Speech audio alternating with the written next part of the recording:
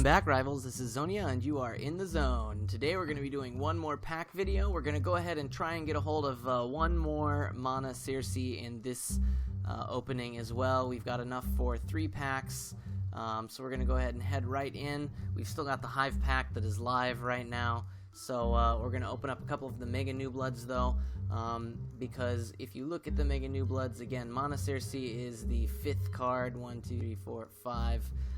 But if they do a larger release this time around for the new clan, that means that Maana will be out of the packs. So that means that this is still one of the best chances to try and get a hold of her in the Mega New Blood packs. And of course there are a lot of other Mega New Blood cards that I still do not have that I would very much enjoy trying to get a hold of. So we're going to go ahead and open up 3 and just see how luck treats us tonight. So let's open up and take a look at our first Mega New Blood. Hey, there we go. All right, I'll take Rage anytime. Baby Rage. All right, so this pack we've got Mo, Meow, El Nazca, Langustina, Hercule, Hal Gladius, and Rage. So first we got Langustina, the 2-star uncommon from Freaks. 7/2, 2-star growth +1 pills. Again, not bad. You can use her in the 2nd or 3rd round, which would be fantastic for the Freaks, but she is just an uncommon, and with only the 2 damage, she's still going to put that pressure on. She's really good for a low-star Freaks deck, but overall, even though she's got that growth, I think we can still do better, assuming that the other cards are not banned. Not a bad little card. Up next, then we've got Hercule. Hercule is a 4-star uncommon, 9/5, with the backlash -1 pill min 4. Obviously, if you play him late, not a problem at all. 9 power is never a bad thing. He's got the magical 7 damage with his damage plus the -2 min 2 if you play him first. Overall, a really great card, especially with that 9 power. Definitely a card you're going to want to get a hold of. He's very cheap right now as well for the newer players. You can do better. Obviously, we've got things like Spike CR, but when it comes to cards that are actually allowed in formats, Hercule is not a bad pick. Then we've got Hal Gladius, is the 2-star uncommon from Hive, 7/1 with Equalizer -1 op life min 2. So obviously he can do quite a bit of damage, up to 6 depending on who he goes against, but as a 2-star, it really depends how much you're going to want to pill, but definitely one of those 2-stars that just gets better the more stars that get played against him. So as long as he isn't completely nerfed, say by power manipulation or anything like that, he's going to be able to output quite a bit of damage. And obviously with that relatively low min of 2 for a 2-star, definitely one of the better, if not the best 2-star in the Hive clan right now, in my opinion. And then, of course, we have our rare, Rage, the 3-star, 7/4 with confidence +6 damage from Raptors. An amazing 3-star card, perfect in tourney and other crazy modes like that, if you can actually play with him in there.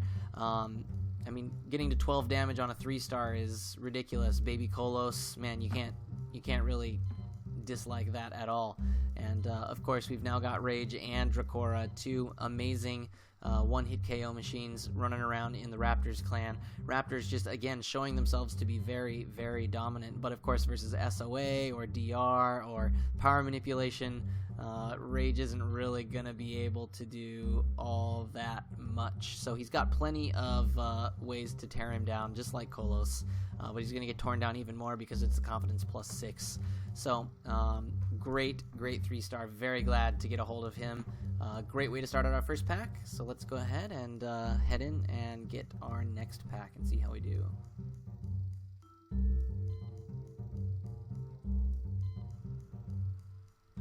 Oh, hey, the new one that I don't have yet, Hydra Riva. Excellent. All right, so we've got Blaine, El Cusco, Christopher, Orfeo, Hydra Riva, Antoine, and Mo.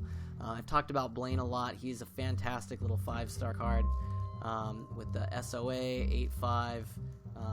Just absolutely amazing 5-star card. I really, really recommend that you get a hold of him if you do not have him yet. Only uncommon and fantastic for the La Junta. I mean, you really can't complain when you've got 7 damage with SOA coming at you. Next, we've got El Cusco. El Cusco is the uncommon 2-star from Hurricane, 6/3 growth attack +2. So obviously he's going to be getting more attack as time goes on, but you're not going to be able to use him early on. And do you really want to save your 2-star for the final rounds? And he's really only going to get attack +8 by the 4th round. So I mean, he is just a 2-star, but 6. I mean, he's got the 3 damage. I guess that's okay as well. But when you've got other cards like Derby Queen and Miss Derby Queen, which can hit up to 5, and you can play them much earlier, even though they're also very conditional, I don't really see a place for El Cusco in the Hurricane Clan right now. Sorry.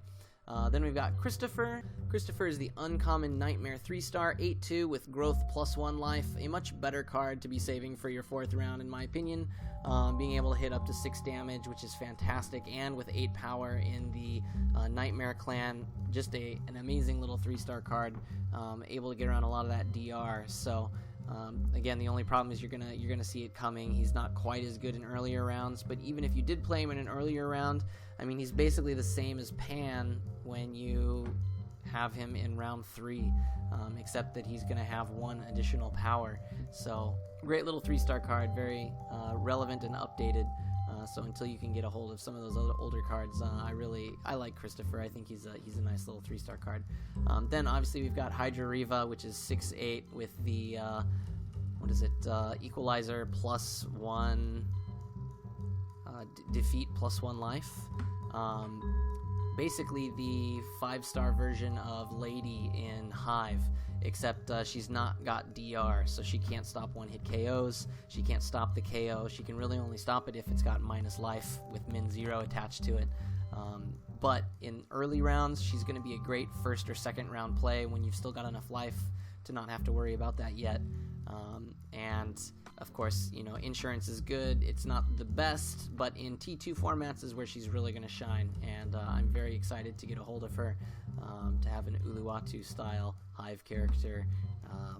Really nice card artwork and design. I very much enjoy Hydra Riva. I think that was a really great card on UR's part. Let's go ahead and head into our last pack. I'm sounding a little quiet here. It's because I'm making my video after my daughter has gone to sleep, so trying not to shout her awake. Open our last one. Can we pull a mana in our last pack? No, but we do get something almost as good. Alright, we've got Hercule, Marlin, Mota, Ethane, El Cusco, Antoine, and Mortensen. Obviously Hercule we've already talked about, and El Cusco we've already talked about, so we won't go into those again. Ethane, super excited to get a hold of Ethane already. Surprised that she's only at 62 right now. I guess a lot of people really liked her because of all the deals. A lot of people have been investing in her as well. But Ethane is the new powerhouse 4-star from La Junta, which sadly doesn't really have a home, which is the sad thing to say. As a rare 4-star with -5 op damage, min 2, and 7/5. She's going to be a 7/7 with -5 damage, min 2, which is a lot. I guess it's very much comparable to Vermin N. The Ethane, even though she's 7/7, she really has.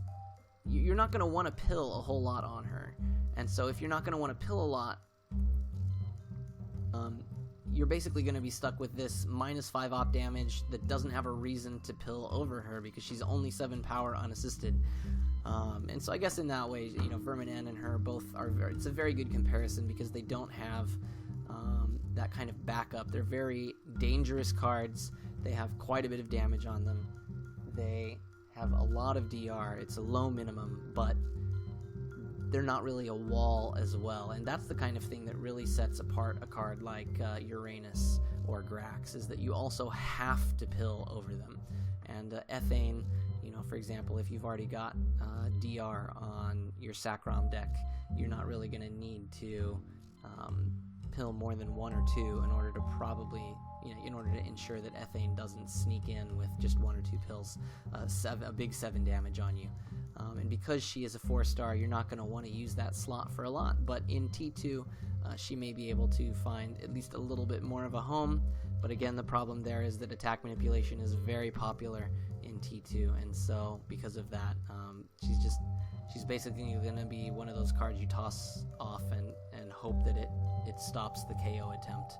It's going to be like your second DR in order to try and make sure that the game is yours to win.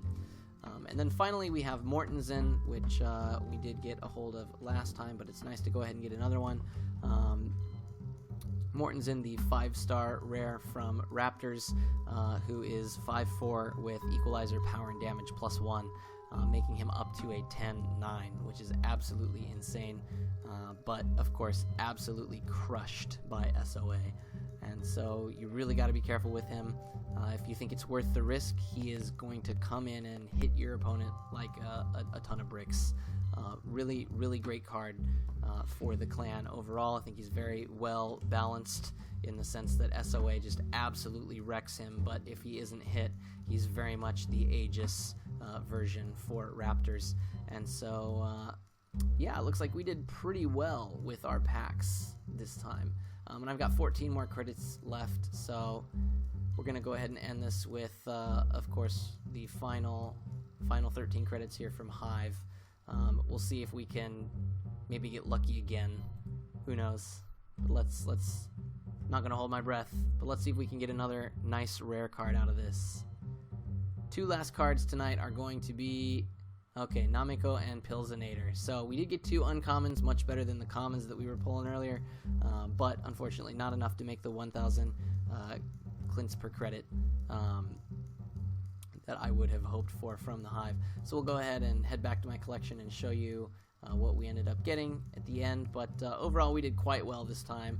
Definitely hit our 1k clints per credit, and if you like this video, make sure to go ahead and hit that like button. If you really like it, make sure to share it with your friends, and as always, don't forget to subscribe for more of my Urban Rivals videos.